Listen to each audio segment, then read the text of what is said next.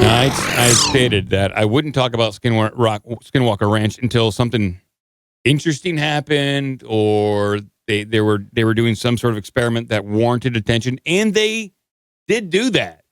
They were out there at the Triangle, which is, by all accounts, the place in Skinwalker Ranch where there is a large amount of paranormal activity, UFO sightings, weird signals. That's where they're doing all their shenanigans. They are shooting high-powered lasers up into the sky in order to provoke or measure certain things. They're also shooting rockets up there. It's also the spot on the ranch where they have detected this large anomalous area where it's sometimes difficult to get readings, and they have various mishaps and readings from GPS, like drones and devices. So a lot of anomalies going on right there. And in this past episode, they were shooting these powerful lasers up into the sky. And they should have just jetted all the way up into the top levels of the atmosphere. But in some of the pictures, they saw that the laser was kind of blocked out. Like there was it's as if you were looking at the laser and someone just physically put like a black block over half the laser, so it looked like it cut in half, and then it resumed. A very curious anomaly, and it happened in multiple different photographs. So it wasn't an artifact of one camera. It happened in a couple different photographs. So it looks like someone, maybe the super user of this reality, decided to use a Photoshop mask on the laser, and that happened. They couldn't explain that, but they were out there shooting rockets, partying, having a good time, when they also decided to use lidar. So in this section, this audio I'm going to play the video too, because the video is good enough. The video and the audio are not going to be synced, for people watching at home. I just can't do that right now. But this is the results of the lidar. And the lidar is like laser-based sonar. It's going to bounce off stuff, give you an overall picture of the ground and the air. And it shouldn't penetrate the ground at all, according to this guy. And they're picking up a lot of weird things that were not visible to the naked eye. So I'm going to play this right here. You know, looking at this has just made me all the more curious about the other things that you guys reported. You were slam scanning. Did anything happen with the lidar device? Yeah, and, well, I'll just show you. So, Caleb, you did 9 scans with the hover map. Yeah, sounds about right.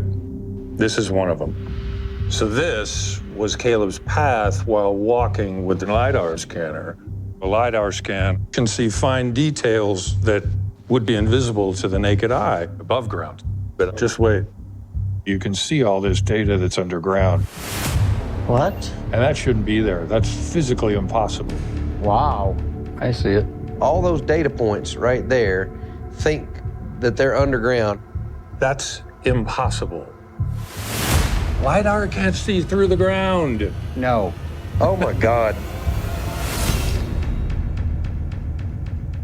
So they're detecting this weird anomaly underground, something that they have detected many other times, and it is being picked up by lidar, which shouldn't happen. So I'll play this second part here of what they're seeing underground, what they're seeing on the surface, and possibly up in the air. That's impossible. This data is 200 feet underground. That is crazy.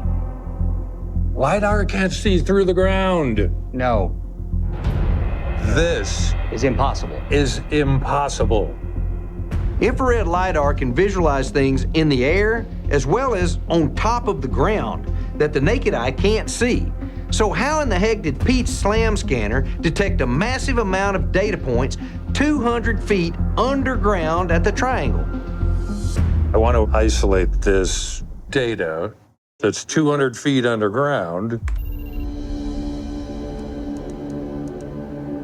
Oh, that's much easier to see.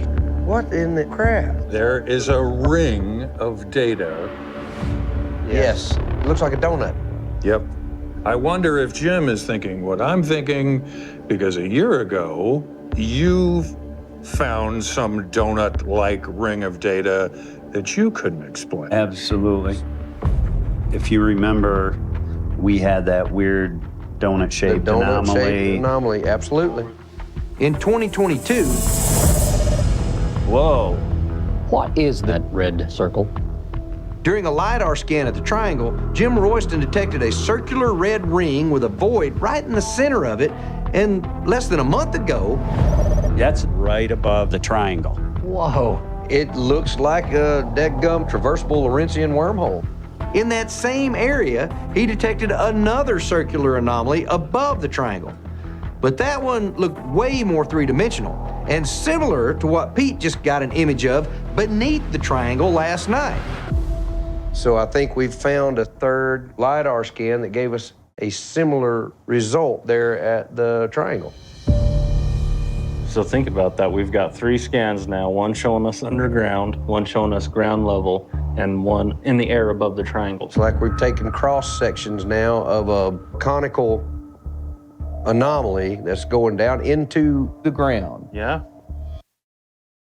So they think they got evidence of some sort. They're saying it is a wormhole. That's what these are the scientific terms that they're using to describe what they may be seeing. And they got the data there to suggest that, hey, there's something that shouldn't be there. And they have 3 of these. You got an object or some invisible thing in the sky, at ground level, and then under Earth. It's not that different than the way a lot of religions and in ancient civilizations kind of describe the nature of reality. Even you have heaven, you have earth, you have hell in Greece, in Greek mythology. You have various something similar. You have let's see if I can bring it up. You have the heavens, the earth, and the underworld. And maybe what they're discovering is just the true nature of this reality, that we live basically in a purgatory or some sort of ghost realm, and they're just detecting the fact that we are in this. And all the UFO stuff is not aliens. It's not some person from another star system. It's because they're coming from one of the 2 realms, either below or above us. And the reason why a lot of people who encounter UFOs have near-death experiences or afterlife kind of scenarios is because these UFOs are traveling through the spirit realm, and we're living in one such tangent to that spirit realm. And these guys are just trying to scientifically describe what they're seeing, but really they're just describing the reality that we're in. And that the DOD and the highest levels of the Pentagon who understand the UAP phenomenon, they know this, and they cannot reveal it to the public. It's easier to tell people, yes, they're aliens from Mars, than say, we are actually living in purgatory. Can't tell people that. That'll freak them out. Now, they did detect one other thing here, and the LiDAR, while it did see some pretty interesting things underground and in the immediate area, as they were scanning a much wider area, they saw 2 large pillars on either side of the triangle and a structure surrounding the entire ranch. So I'll bring that up here, and we will see if we can watch that together. I'll play this right here. I'll see if I can fast forward it. So what are we looking at here, Pete? This is one of the terrestrial laser scans we did from our perspective at the triangle. The terrestrial laser scanner can see farther and gather more points per second than the SLAM scanner can. Okay.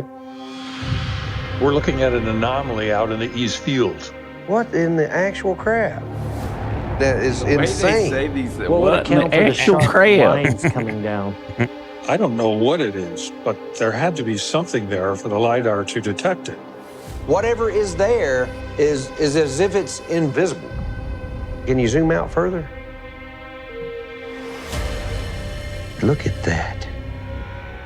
And here's where things get even more interesting. There is a similar anomaly right at Homestead 2. Oh, wait, that's the direction from which the 1.6 is emerging. That is where the 1.6 gigahertz signal is coming from. We rotate around. I'm seeing the swirl marks. Yeah, look at this. What? Look at this smear all around us like we're inside a cone of something. Can you look up? It does go into a cone. Look at that. It is a cone. Wow. I mean, that is insane. You're inside it. We're all inside it.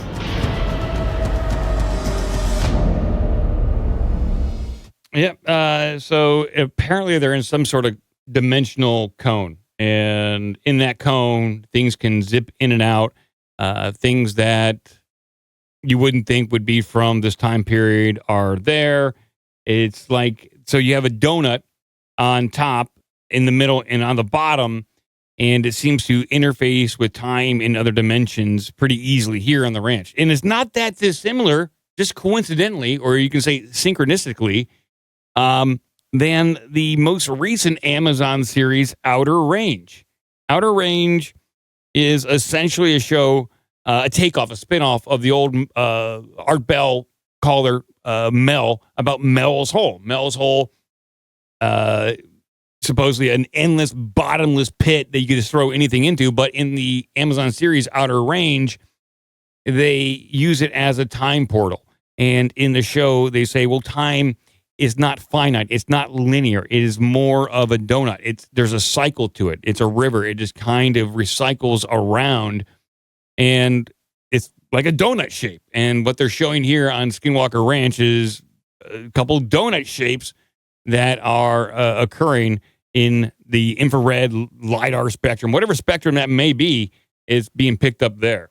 And it would explain why people have different experiences on the ranch when they walk in there, because it might be tailored for that person. Why does someone see a dire wolf that only existed 12,000 years ago, and another person sees a ghost or a Bigfoot, a UFO, or some people see nothing at all? It's just a potpourri of anything you can expect there at the ranch. It's a dimensional portal pretty much. But I would love to get Mick West and a bunch of skeptics out there at this point and have them camp out at Skinwalker Ranch or places like it, because this is not the only place. There's one down in the south called The Meadow. There's another one in the UK. There's a bunch all over the planet. And I wonder if they all have that cone structure. And I wonder if our Earth, our plane, also is in this cone structure where you have the top level, middle, and then the bottom. But we need to get Mick West out here. And I would love to hear his rationalization over this LiDAR data. I don't know enough about LiDAR and all this stuff to see if these are just naturally occurring LiDAR anomalies or if it truly is something unique and interesting.